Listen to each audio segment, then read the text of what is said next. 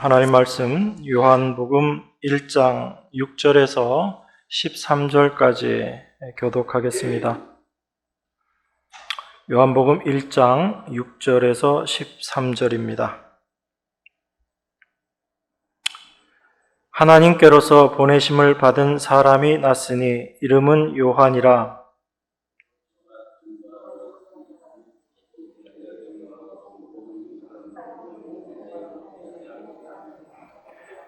그는 이 빛이 아니요 이 빛에 대하여 증거하러 온 자라.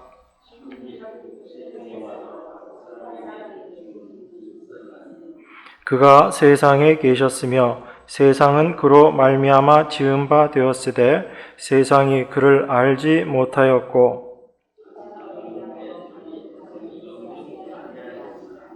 영접하는 자 곧 그 이름을 믿는 자들에게는 하나님의 자녀가 되는 권세를 주셨으니 이는 혈통으로나 육정으로나 사람의 뜻으로 나지 아니하고 오직 하나님께로서 난 자들이니라. 아멘.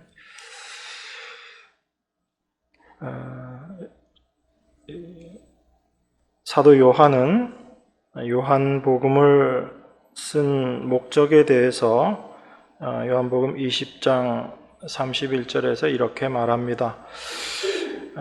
예수께서 하나님의 아들 그리스도이심을 믿게 하려 함이다. 그리고 또 우리로 하여금 그 예수 그리스도가 하나님이심을 믿고 그 이름을 힘입어서 생명을 얻게 하려 함이다 라고 그렇게 말하고 있습니다. 그러니까 요한이 이 요한복음을 쓴 목적은 우리 예수 그리스도께서 이 땅에 오신 예수님이 하나님의 아들이신 그리스도, 그것을 우리로 하여금 먼저 믿고 또한 그 믿음으로 말미암아 우리가 생명을 얻게 하는 것, 이것이 요한복음을 쓴 목적이다라고 그렇게 말하고 있습니다. 그래서 이 요한복음의 가장 핵심적인 단어를 한 두 가지를 꼽으라라고 얘기하면 믿음과 생명이다라고 우리가 그렇게 이야기할 수 있습니다. 그런데 우리로 하여금 그 말씀을 믿고 생명을 얻게 되는 이 일을 우리가 올바로 이해를 해야지 됩니다. 그것을 알지 못하면 우리가 신앙생활을 하면서 믿음에 흔들릴 수도 있고 우리 자신의 정체성에 대해서도 혼란을 겪을 수가 있습니다. 여러분들은 다 예수 그리스도를 믿는 분들이십니다. 그런데 만약에 어떤 사람이 예수님을 그리스도로, 하나님의 아들이신 그리스도로 믿게 되고 그 그리스도로 말미암아 참된 생명을 얻게 된다라고 했을 때 그 일을 과연 누가 한 일인가라는 것을 우리가 생각해 봐야지 됩니다. 여러분들은 누구라고 생각하세요? 여러분들이 믿고 그리스도로 말미암아 참 생명을 얻게 된 것, 이 모든 일을 누가 하신 일이다라고 여러분들은 생각하시죠? 너무 뻔한 질문을 하니까 별로 대답할 가치를 못 느끼신다 이런 표정들이신데, 그런데 여러분들은 하나님께서 하신 일이다라는 것은 알고 있지만, 그런데 그 하나님께서 여러분들에게 직접 말씀하시고 직접 복음을 전하셨나요? 아니면 누군가를 통해서 들으셨나요? 누군가를 통해서 들으셨죠?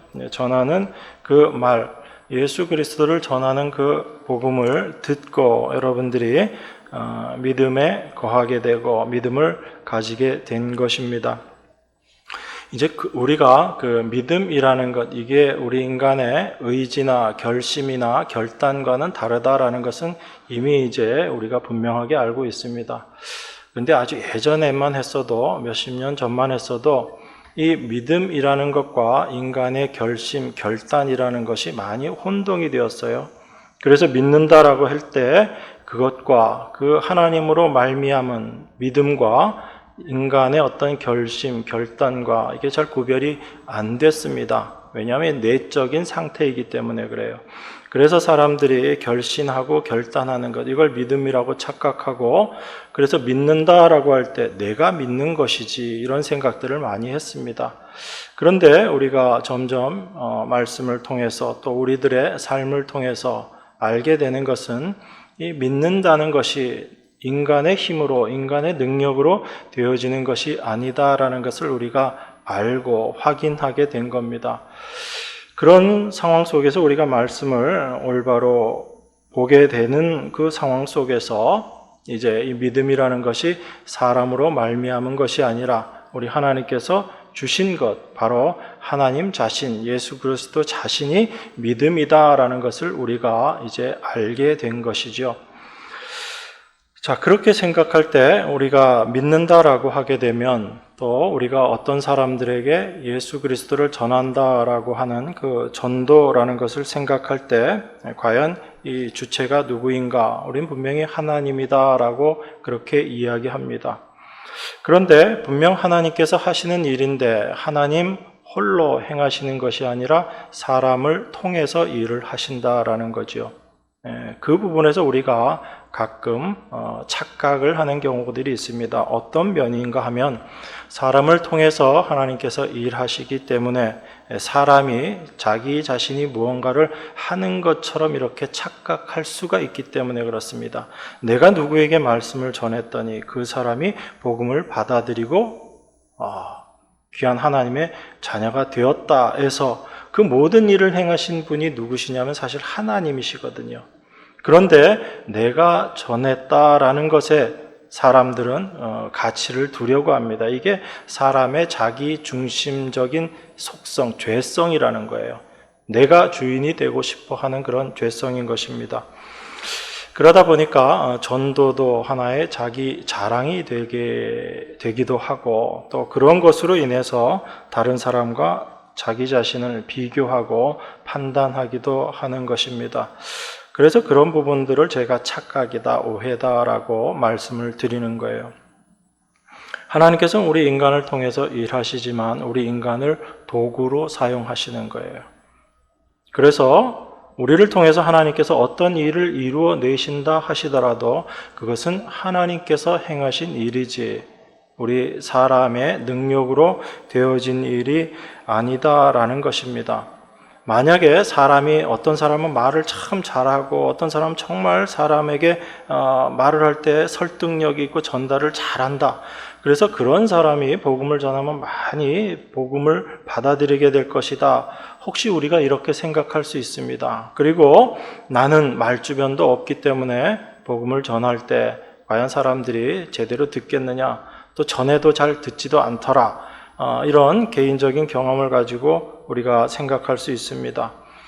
그런데 과연 올바로 우리가 복음 자체로 전하는 것과 그것을 사람이 얼마나 조리 있게 전하느냐는 상관이 없다라는 것입니다. 왜 그러냐면 여러분 오늘 본문 9절에서 10절 한번 보겠습니다. 참빛 곧 세상에 와서 각 사람에게 비치는 빛이 있었나니 그가 세상에 계셨으며 세상은 그로 말미암아 지은 바 되었으되 세상이 그를 알지 못하였고 자기 땅에 오매 자기 백성이 영접지 아니하였다. 이렇게 이야기합니다. 하나님이신 예수님이 이 땅에 오셨어요. 그런데 그 예수님께서 당신이 하나님의 아들이다라는 것을 말씀하시고 또한 많은 이적들도 행하셨습니다. 그리고 예수님을 믿어야 된다라고 말씀하셨어요. 이 말씀하신 예수님이 능력이 없으신 분이세요? 말주변이 좀 없으신 분이세요? 아니시잖아요. 그죠? 그런데 그 예수님께서 직접 이 땅에 오셔서 여기 본문에 보니까 세상이 그로 말미암아 지은 바 되었다. 이 세상을 지으신 그 주인이신 그분이 오셔서 당신을 증거하는데도 사람들은 어떻게 했다고요? 영접하지 아니하였다라고 이야기합니다. 오히려 십자가에 못 박아 죽여버렸거든요. 그 말씀은 믿지 않았다라는 이야기입니다. 그러니까 우리가 말을 잘해서 사람들이 믿게 되는 것이고 우리가 복음을 잘 전하는 어떤 능력이 있어서 사람들이 복음을 받아들이게 되는 것이 아니다라는 겁니다. 왜냐하면 이 세상을 창조하신 하나님이 이 땅에 오셨는데도 어떤 사람들은 알아보고 어떤 사람들은 알아보지 못하고 오히려 배척했다라는 것이죠. 그렇기 때문에 우리 인간의 어떠함에 의해서 복음이 받아들여지고 받아들여지지 않고 하는 것은 아니다라는 것을 우리가 먼저 기억해야지 됩니다. 이런 말씀 드리면 그러면 이제 나 전도하는 거 신경 안 써도 되겠네 또 이렇게 생각하시는 분들이 계신데 그래서 오늘 그 부분에 대해서도 제가 좀 나눌 겁니다. 왜 우리가 말씀을 전해야지 되는가라는 부분도 우리가 좀 생각을 해볼 겁니다. 자, 12절 13절입니다. 영접하는 자 곧 그 이름을 믿는 자들에게는 하나님의 자녀가 되는 권세를 주셨으니 이는 혈통으로나 육정으로나 사람의 뜻으로 나지 아니하고 오직 하나님께로서 난 자들이니라 이렇게 이야기합니다. 그러니까 우리가 전도라는 것을 이제 좀 다른 각도에서 볼 수 있어야지 됩니다. 단지 우리가 하나님의 복음을 알고 그것을 열심히 전한다라는 그 차원에서 단순하게 이해할 것이 아니라 전도라는 것이 어떤 것인지를 알고 또 나에게 임한 그 믿음이 어떤 것인가를 우리가 올바로 알게 될 때 우리 자신도 그 믿음에서 흔들리지 않게 되는 것입니다. 자, 12절 13절에 보니까 분명하게 이야기합니다. 자, 11절에서는 하나님께서 자기 땅에 오셨는데 자기 백성이 영접치 아니했다라고 이야기합니다. 그런데 어떤 자들은 영접하는 자들이 있었다라는 이야기예요. 그죠? 영접하는 자, 곧 그 이름을 믿는 자, 그 이름을 믿음으로 말미암아 생명 가운데 거하게 되는 자들이 생겨났다라는 얘기죠. 그들이 바로 하나님의 자녀가 되는 권세를 받은 자들입니다. 이렇게 하나님의 자녀가 된다라는 걸 요한은 지금 어떻게 표현하고 있어요? 이걸 권세다라고 그렇게 표현하고 있습니다. 그러니까 여러분들이 하나님 자녀 된 게 그냥 떡 먹듯이 쉬운 일이 아닌 거예요. 인간의 어떤 열심으로 되어지는 일이 아니다라는 겁니다. 어떤 사람들은 영접지 않았는데 어떤 자들은 그 영접하고 그 하나님의 아들 이름을 믿는 자, 그래서 하나님의 자녀가 되는 권세를 가진 자들이 생겨났다라는 겁니다. 그런데 그 일이 어떻게 되어진 일인가를 13절에서 분명하게 이야기하고 있습니다. 같이 한 목소리로 읽겠습니다.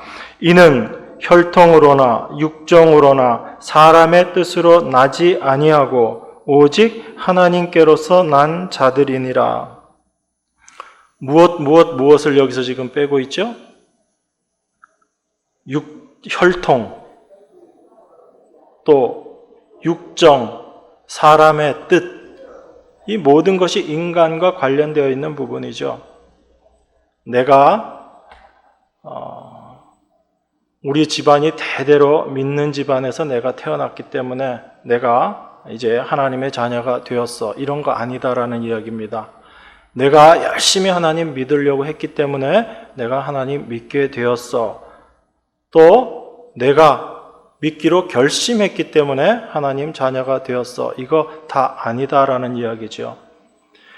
영접하는 자들은 다 누구로 말미암아 되어진 자들인가? 성경은 분명히 이야기합니다. 오직 하나님께로서 난 자들이다라는 이야기예요. 그러니까 우리가 하나님의 자녀 된 것도 하나님으로 말미암아 된 일이고 우리가 말씀을 전할 때 그 말씀을 전함을 듣고 그 말씀을 받아들이고 믿는 자들도 다 누구로 말미암아 된 일인가 하면 하나님으로 말미암아 된 일이다라는 겁니다. 여러분 잘 아시는 에베소서 1장에 보면 이렇게 이야기합니다. 에베소서 1장 4절 5절입니다. 곧 창세전에 그리스도 안에서 우리를 택하사 우리로 사랑 안에서 그 앞에 거룩하고 흠이 없게 하시려고 그 기쁘신 뜻대로 우리를 예정하사 예수 그리스도로 말미암아 자기의 아들들이 되게 하셨으니 이렇게 이야기합니다. 하나님의 백성들을 이야기를 해요. 하나님의 백성들인데 그 하나님의 백성들이 언제 하나님께로부터 택하심을 받았는가 하면 창세 전이다라고 이야기합니다. 우리 요한복음이 태초에 말씀이 계셨다라고 이야기하죠. 그리고 창세기 1장 1절에는 태초에 하나님이 천지를 창조하셨다라고 이야기합니다. 창세기에 나와 있는 천지를 창조하는 그 태초보다 그 이전에 있었던 태초가 요한복음에서 말하고 있는 태초죠. 그죠? 그런데 이때, 그러니까 이 세상을 창조하기, 창세기 1장 1절 이전에 이미 하나님께서는 어떻게 하셨다고요? 창세 전에 그리스도 안에서 우리를 택하셨다라고 이야기합니다. 그냥 택하신 게 아니에요. 어떻게 택하셨다고요? 그리스도 안에서 우리를 택하셨다라는 이야기입니다. 그래서 그리스도가 어떤 분인지는 이미 창세전에 다 하나님의 뜻 안에, 계획 안에 있었다라는 거죠. 그래서 우리로 하여금 그 하나님의 사랑 안에서 하나님 앞에 거룩하고 흠이 없게 하시기 위해서, 그것이 하나님의 기쁘신 뜻, 그 뜻대로 우리를 예정하셨다. 그 택하심을 다 정하셨다. 그래서 우리가 이 땅을 살아가는 과정 속에서 예수 그리스도로 말미암아 하나님의 아들인 것을 확신하게 된 것, 확인하게 된 것, 그것인 거지요. 그러니까 어느 날 우리가 하나님의 말씀을 믿고 받아들이게 되었지만 그 일은 언제 이미 되어진 일인 거예요? 창세전에. 그러면 여러분들의 삶을 쭉 살아오시면서 언제, 어떤 순간, 몇 월, 며칠, 날짜를 기억하지 못하셔도 상관없습니다. 언제 하나님을 믿는 그 순간이 있었어요. 그러면 이때부터 여러분들은 하나님의 자녀가 된 건가요? 아니면 사실 그 전부터 하나님의 자녀였던 건가요? 그 전부터죠. 그걸 여러분들이 자꾸 놓치시는 거예요. 내가 믿은 그 날부터 나는 하나님의 자녀가 되었다라고 생각하는데 하나님의 자녀는 그렇게 되는 게 아니에요. 만약에 어떤 시점부터 하나님의 자녀가 되는 시점이라면 이건 우리 인간의 어떠함에 많은 영향을 받을 수밖에 없습니다. 그런데 하나님의 택하신 백성은 이미 창세 전에 택하셨다라고 말씀하시는 거예요. 그걸 우리 삶의 어떤 순간에 우리가 깨닫게 되고 그 믿음 가운데 거하게 되는 거죠. 그러니까 성령의 역사라는 것은요, 우리가 예수님을 믿기 이전부터 이미 우리의 삶 가운데 함께 하시고 계셨다라는 거예요. 다만 우리가 그것을 알지 못하고 깨닫지 못했을 뿐인 거죠. 이것이 예수 그리스도로 말미암아 이미 창세전에 택하심을 받은 하나님의 백성들의 삶의 모습인 것입니다. 그래서 우리가 어떻게 하나님의 자녀가 되었는가, 또 하나님의 자녀임을 우리가 확인하게 되는가라는 것을 에베소서 2장 3절에서는 또 이렇게 이야기하고 있습니다.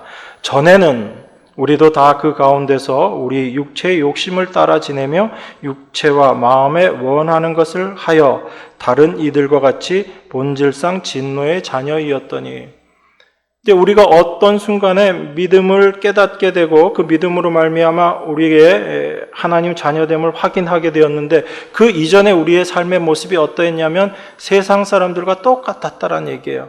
본질상 우리도 다 진노의 자녀였더라. 우리 육체의 욕심을 쫓아서 사는 그런 존재였을 뿐이었다라고 이야기합니다. 하나님께서 왜 그렇게 하셨는가요? 아예 태어날 때부터, 응애하고 태어났을 때부터 우리에게 믿음을 주셔서 믿음의 사람으로 잘 살게 하시면 좋을 텐데 하나님 그렇게 안 하셨다고요. 왜 그런가 하면 2장 8절에, 에베소서 2장 8절에 이렇게 이야기합니다. 왜 그렇게 하셨는가? 우리의 상태를 그렇게 진노의 자녀의 상태로 내버려 두시고 그 모습으로 살게 하셨는가? 8절, 너희가 그 은혜를 인하여 믿음으로 말미암아 구원을 얻었나니 이것이 너희에게서 난 것이 아니요 하나님의 선물이라, 이렇게 이야기합니다. 그러니까 우리가 하나님 자녀됨을 확신하고 믿음 가운데 거하게 되면 그 시점으로 말미암아 그 이전에 우리의 모습이 어떠했는지를 우리에게 보여주시는 거예요. 그래서 우리도 동일한 진노의 자녀와 똑같은 모습일 뿐인데 우리의 어떤 잘남이 아니라 하나님의 은혜로 말미암아 우리가 구원함을 얻은 것이다. 이 하나님의 은혜를 더욱더 깨닫는 자로 만들어 가게 하시기 위해서 하나님께서 우리 안에서 그렇게 역사하신 것이죠. 그래서 혈통이나 육정이나 사람의 뜻이 아닌 하나님으로 말미암아 나게 하셨다라는 겁니다. 그걸 아는 자들이 하나님의 백성들인 거예요. 자, 그러면 이제 하나님께서 모든 자들을 이미 다 택하시고 때가 되면 구원시켜 주실 것이니까 우리는 아무것도 안 해도 될까요? 그러니까 전도라는 건 어떤 거냐면요, 내가 나가서 열심히 사람을 설득해서 교회로 끌고 오는 게 전도가 아니라 하나님의 말씀을 우리가 올바로 알고 하나님의 생명의 말씀을 올바로 안다면 그것을 이 세상에 있는 모든 사람들에게 전하는 거예요. 그런데 그 전하는 그 말씀을 듣고 누구는 영접하고 누구는 영접하지 않는다라는 얘기입니다. 누가 영접한다는 얘기예요? 하나님의 택하신 백성들은 그 말씀을 듣고 영접한다는 이야기죠. 그런데 우리가 몰라요. 누구와 누구인지를 모릅니다. 다만 우리는 하나님께서 우리에게 주신 말씀이 있어요. 무엇이냐면 우리로 하여금 세상 끝날까지 하나님의 증인 되게 하시는 그 하나님의 약속의 말씀이 있거든요. 그런데 그 약속의 말씀을 우리가 순종함으로 말미암아 참된 생명의 역사 가운데 우리가 동참되어지는 거예요. 그것이 전도의 가장 큰 유익입니다.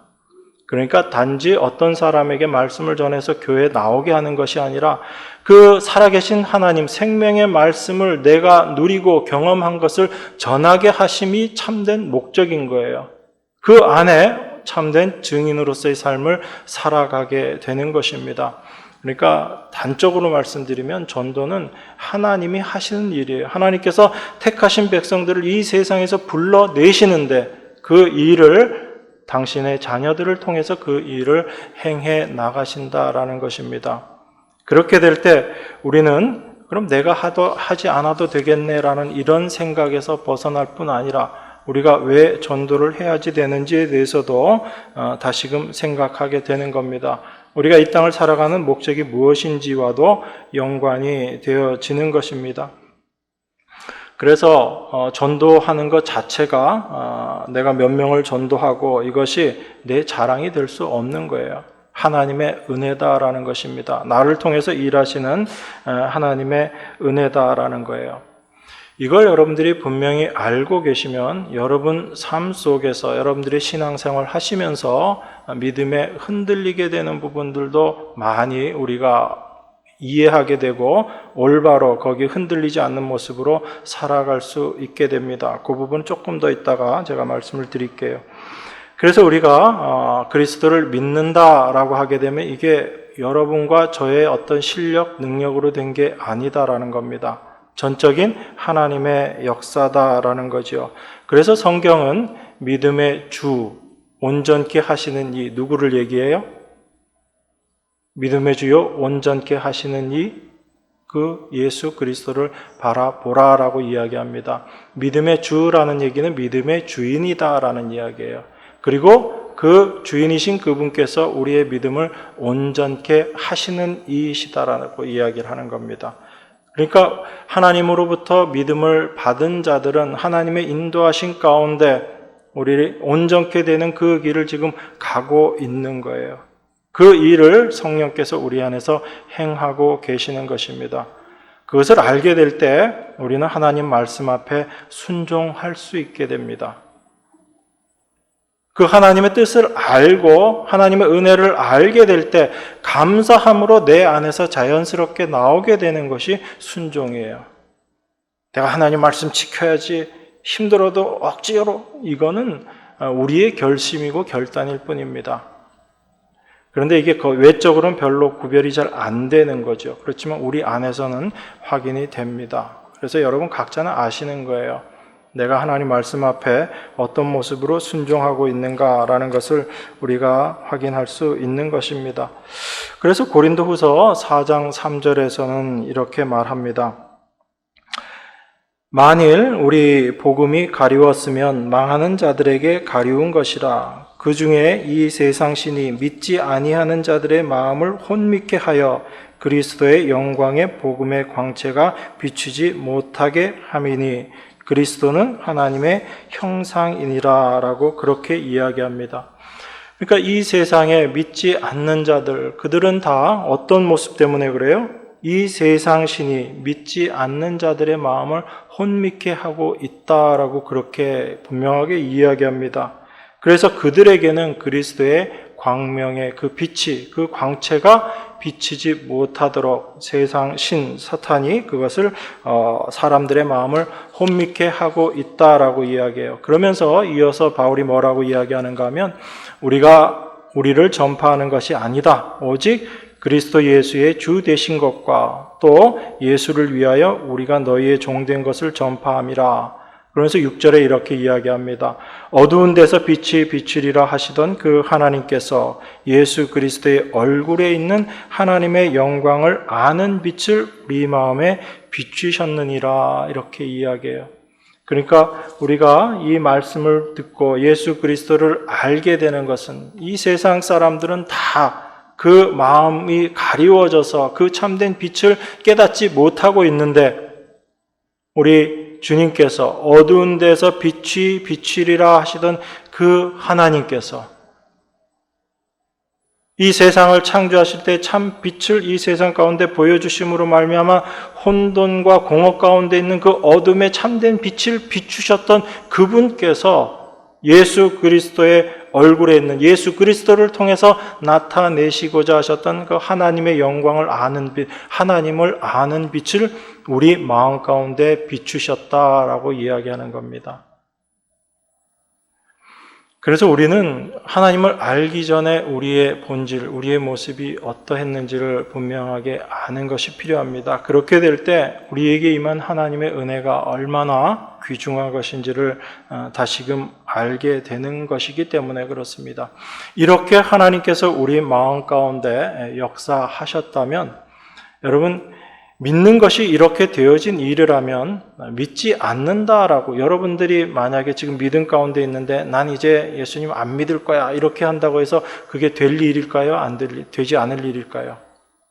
안 됩니다. 여러분 삶 가운데 어렵고 힘든 일 찾아올 때 가끔 속에서 여러 생각들 올라오지 않아요? 지금은 안 그러실 수도 있겠지만 소시적에는 좀 그런 생각들 많이는 아니겠지만 그런 생각들 들었잖아요. 하나님 왜 이렇게 힘들게 하세요? 믿는 게 왜 이렇게 힘듭니까? 여전히 내가 믿는다라고 생각하고 있었기 때문이겠죠. 그래서 이럴 거면 저 하나님 안 믿었으면 좋겠어요. 근데 그렇게 되던가요? 안 되던가요? 안 되죠. 왜냐하면 하나님 믿는 이 마음, 그리스도의 마음으로 된 것은 우리의 원대로 뜻대로 된 것이 아니기 때문에 그렇습니다. 하나님의 뜻대로 되어진 일이기 때문에 그렇습니다. 그래서 나 이제 하나님 안 믿을래 한다고 해서 안 믿어지는 게 아닌 거예요. 그래서 내 마음 자체를 내 뜻대로 원대로 하지 못합니다. 그래서 우리 그리스도인들의 삶 가운데 분명하게 나타나게 되는 하나의 증거가 있어요. 그것이 무엇이냐면 우리가 신앙생활 하면서 하나님 뜻대로 살고 싶은데 잘 안 되잖아요. 그럴 때 우리 마음 가운데 어떤 의심이 생기냐면 내가 정말 하나님 자녀 맞는가? 내가 정말 구원받은 사람 맞는가? 내가 구원받았다면 어떻게 이런 삶을 살 수 있을까? 자꾸 그런 의심들을 우리가 하게 돼요. 그 의심들을 하게 될 때 항상 우리는 내 안에 있는 어떤 원함이 있는데 그 원함대로 되지 않는 내 삶의 모습, 내 삶을 바라보면서 그것을 가지고 자꾸 판단을 한다고요.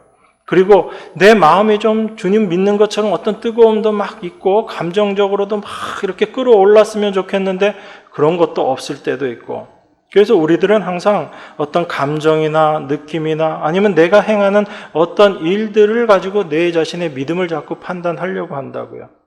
그런데 내 느낌이나 감정이나 내가 행하는 삶을 가지고 나를 판단한다라는 것은 믿음이 나로 말미암아 되었다라는 생각에 여전히 잡혀 있는 거예요. 그걸 여러분들이 버리셔야지 되는 겁니다. 여러분의 혈통, 육정, 여러분들의 뜻이 아니라 하나님께로서 난 자들이 바로 하나님의 자녀들인 거거든요. 그것을 우리가 알고 있을 때 내 느낌이 어떠하다, 내 감정이 어떠하다, 내가 지금 삶에서 실수를 하고 혹시 죄를 짓는다, 이런 것들에 우리의 마음이 흔들리지 않게 되는 겁니다. 그렇다고 막 죄 지으란 얘기가 아니라 죄 지으라고 해서 또 짓지도 못해요. 그렇게 되지도 않습니다.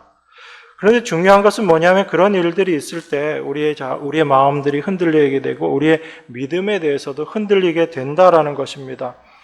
그런데 우리 안에서 그러한 하나님의 원대로 살기를 원하는 어떤 마음도 있는데 그렇게 되어지지 않는 내 삶의 모습, 좀 더 뜨거웠으면 좋겠는데 느낌과 감정이 그러하지 못할 때 우리들의 심정이 어떤 경우로 많이 귀착이 되냐면 탄식하게 되고 애통하는 마음이 생기게 되는 거예요. 그걸 사도 바울이 로마서 7장에서 이야기한 것입니다. 오라 나는 공고한 사람이로다. 이 사망의 몸에서 누가 나를 건져내랴라고 사도 바울이 고백했던 그 고백, 그 탄식의 모습은 무엇이냐면 내 안에 믿음이 있기 때문에 그 일들이 일어나는 거예요. 하나님의 뜻대로 살고 싶은데 그 하나님의 뜻대로 사라지지 못하는 내 자신을 바라보면서 애통함이 있는 거죠. 그게 우리 안에서 자꾸 느끼는 거잖아요. 감정적으로도 조금 더 하나님과 가까워졌음을 느꼈으면 좋겠는데 우리가 그렇지 못할 때가 많고 그러다 보니까 그 모든 것들이 내 자신을 주목하고 내 자신을 바라봄으로 말미암아 생겨나는 일들인 겁니다. 그런데 성경은 우리들 자신이 어떻게 믿음을 갖게 되었는가를 이야기하는데 그 누구도 아니다라는 이야기예요. 우리들의 어떠함과 아무 상관없이 하나님으로 말미암아 난 자들이 바로 하나님의 자녀인 너희들이다라고 그렇게 이야기하고 있습니다. 그걸 우리가 늘 기억해야지 돼요. 그럴 때 우리는 흔들리는 그 사탄의 속임수에서 우리를 흔드는 그 사탄의 속임수에서 분명하게 분별해 낼 수가 있습니다. 그래서 우리가 성경에서 하나님께서 우리에게 내가 거룩하니 너희도 거룩할지어다 라고 말씀하신 그 거룩의 의미는 단순히 우리가 생각하는 어떤 윤리적, 종교적으로 대단한 삶을 살아내는 모습의 그 거룩이 아니라 무엇이 진리이고 무엇이 진리가 아니냐를 분별해내는 거룩이에요. 거룩이라는 것은 구별됨이라는 것이거든요. 하나님께서 인간과 구별되셨듯이 그것이 하나님의 거룩하심이거든요. 그 거룩함 속에서 우리가 하나님의 거룩하심처럼 우리 자신도 거룩한 삶을 살아간다라는 얘기는 우리 안에서 무엇이 하나님의 역사이고 무엇이 사탄의 역사인지를 분별하면서 살아갈 수 있게 되는 것, 그게 거룩한 삶의 모습인 것입니다. 그럴 때 우리들이 속지 않게 되는 거예요. 그래서 사도가 로마서에서 계속 이어서 어떤 말씀을 하냐면 로마서 8장 39절에 보면 높음이나 깊음이나 다른 아무 피조물이라도 우리를 우리 주 그리스도 예수 안에 있는 하나님의 사랑에서 끊을 수 없으리라 그렇게 이야기합니다. 이건 단지 고난당하고 있는 성도들에게 위로를 주는 말씀이 아니라 우리의 하나님 자녀됨이라는 것이 누구로 말미암아 된 것이에요? 하나님으로 말미암아 된 것이란 얘기입니다. 우리의 어떠함과는 아무 상관이 없다란 얘기예요. 그렇기 때문에 그 어떤 세력들이라도 그 어떤 환경이라 할지라도 그 누구라 할지라도 높음이나 깊음이나 아무 피조물 다른 어떤 피조물이라도 우리를 우리 주 그리스도 예수 안에 있는 하나님의 사랑에서 끊을 수가 없다라는 것입니다. 모든 피조물들은 하나님께서 창조주이시기 때문에 그 하나님께서 우리를 그리스도 안에서 하나님의 자녀로 삼으셨기 때문에 그 위치에서 끊어낼 수 있는 어떤 피조물도 존재하지 않는다라는 거예요.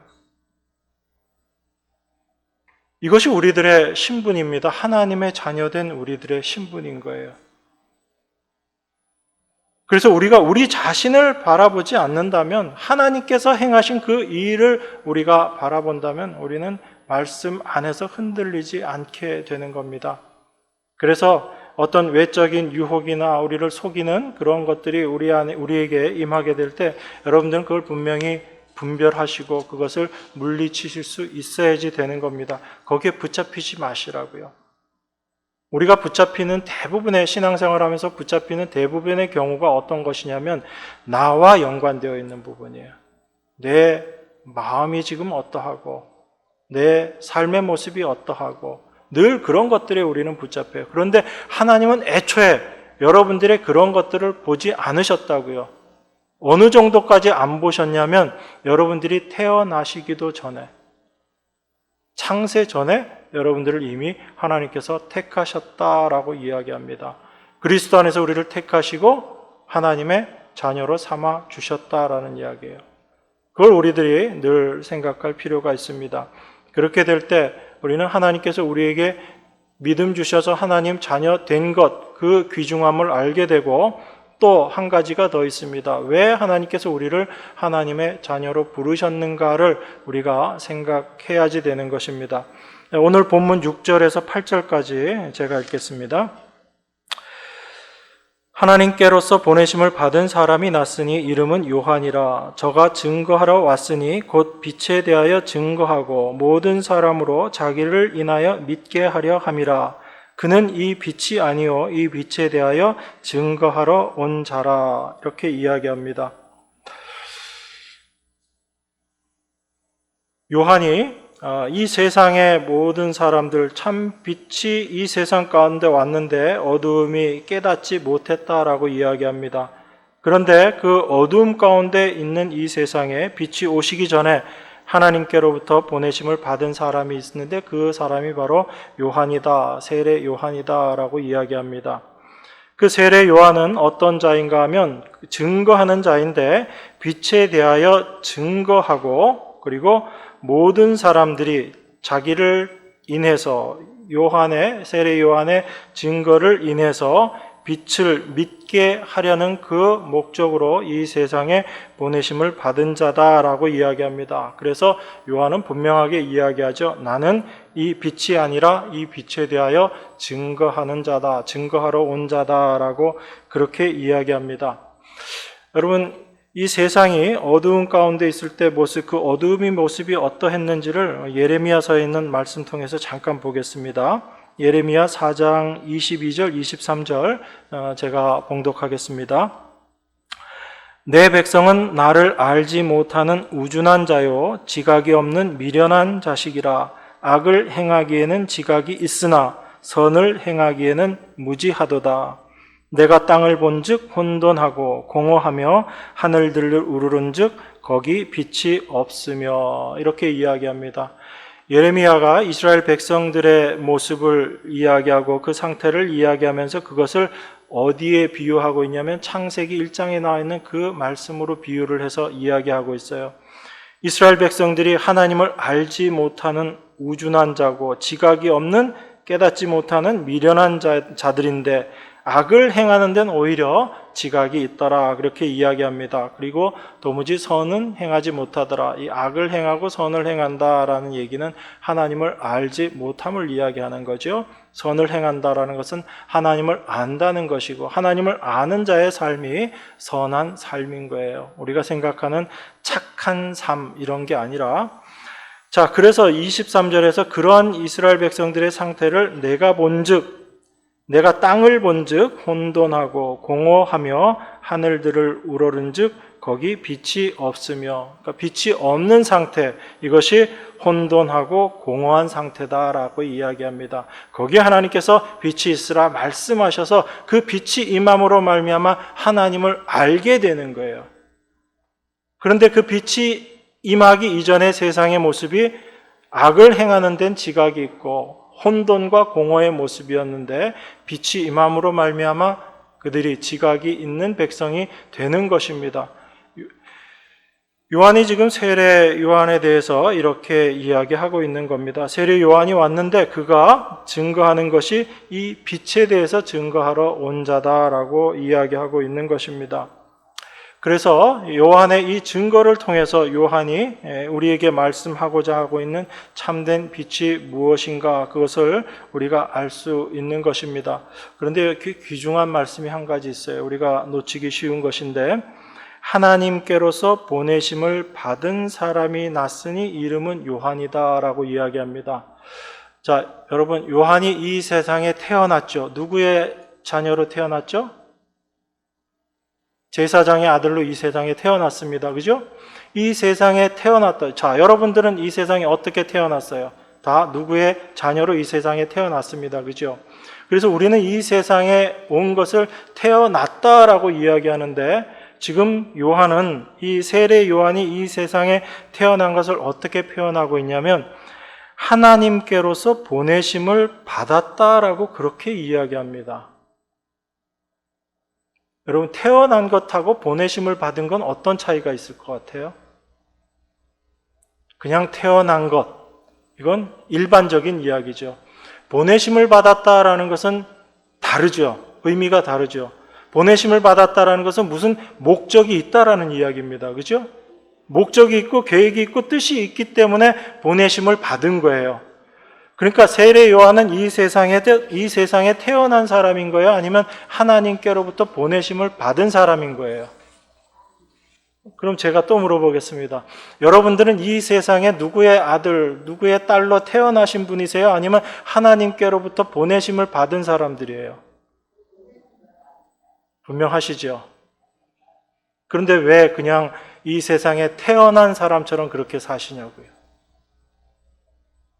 우리들은 이 세상에 그냥 태어난 사람들처럼 살아서는 안 되는 겁니다.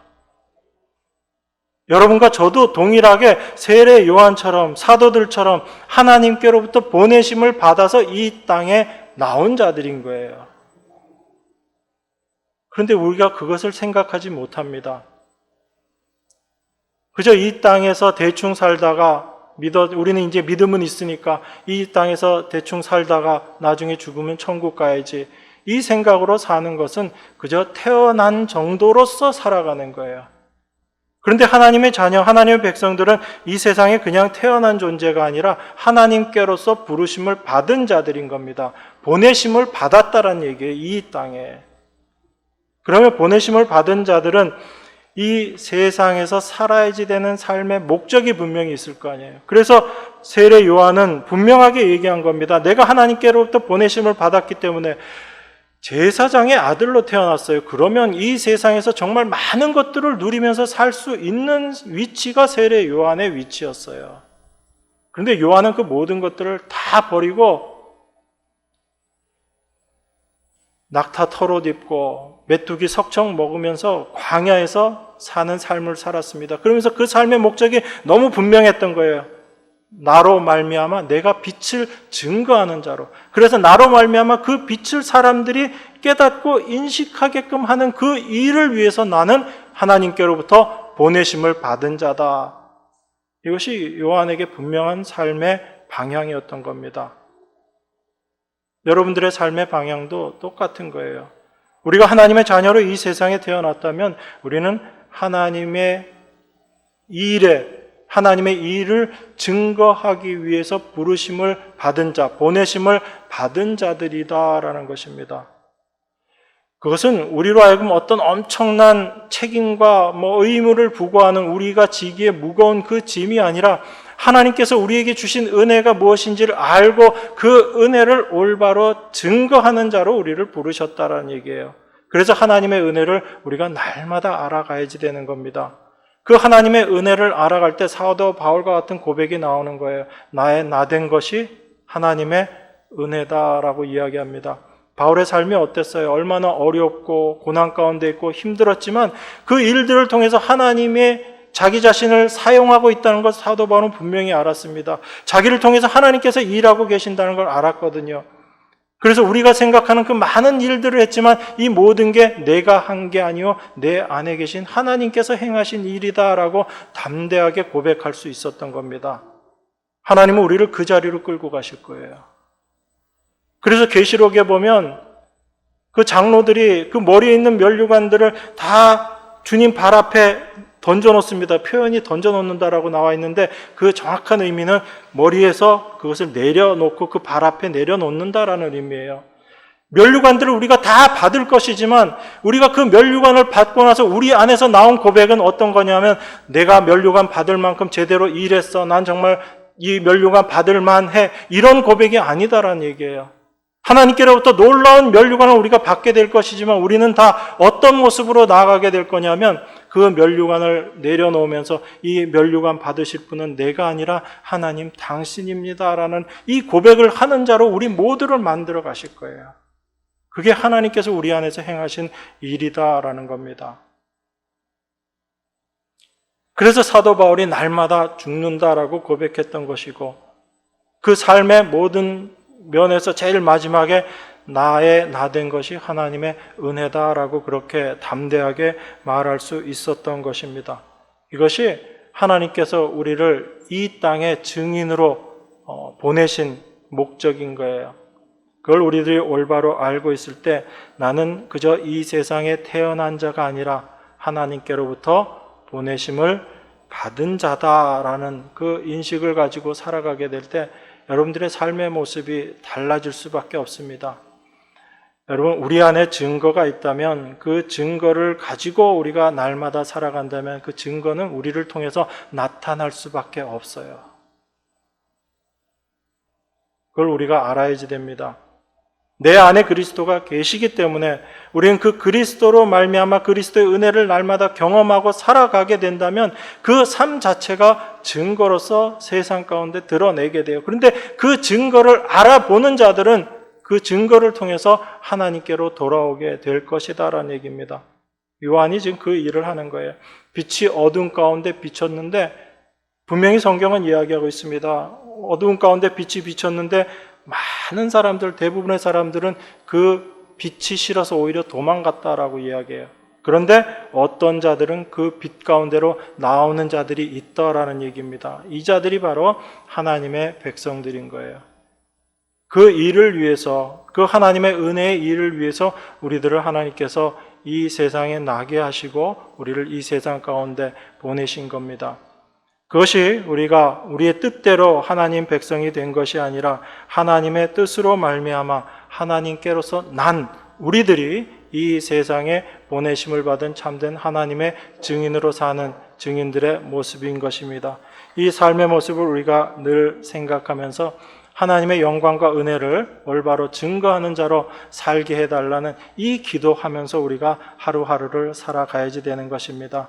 이 증인으로서의 삶 잘 살아가시는, 또 그 삶을 살아가시도록 우리 안에서 역사하시는 하나님의 말씀 앞에, 성령 앞에 잘 순종되어지는 우리들의 삶이 되기를 날마다 기도하며 살아가는 여러분과 제가 되기를 바랍니다. 기도하겠습니다. 하나님의 은혜를 감사합니다. 도무지 하나님을 알지도 못하고 그저 진노의 자녀로 살고 있었던 저희들에게 하나님의 택하심의 은혜를 깨닫게 하시고 하나님을 증거하는 자로 살게 하시니 이 또한 참된 감사임을 고백할 수밖에 없습니다. 그 고백이 날마다 우리 마음 가운데 새겨지게 하시고 그 고백으로 말미암아 예수 그리스도를 온전한 하나님을 이 세상 가운데 증거하는 저희 모두가 될 수 있도록 성령께서 역사하여 주시옵소서. 우리를 영원한 죄와 심판에서 구원하시고 참된 하나님 자녀 되게 하신 우리 주 예수 그리스도 이름으로 기도드리옵나이다. 아멘.